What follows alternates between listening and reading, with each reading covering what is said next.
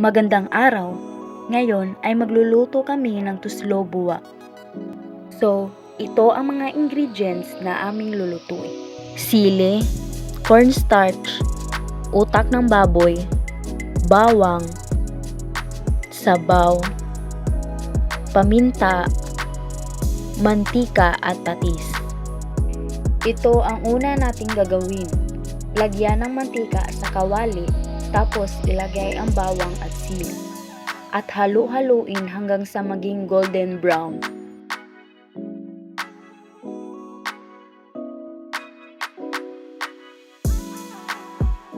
Maglagay ulit ng sili para mas maanghang. At ilagay ang utak ng baboy at halu-haluin.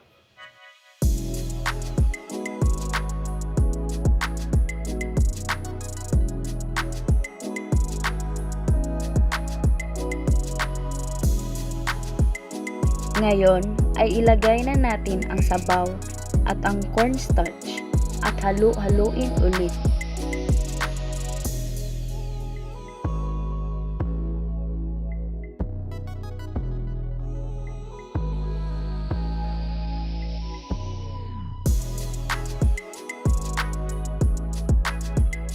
Tapos maglagay ng kunting paminta at toyo.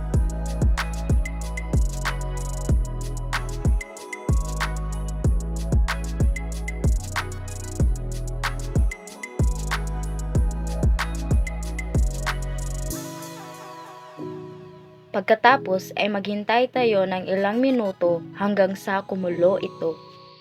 At ito na! Luto na ang aming tuslo-buwa. Tara! Kain na!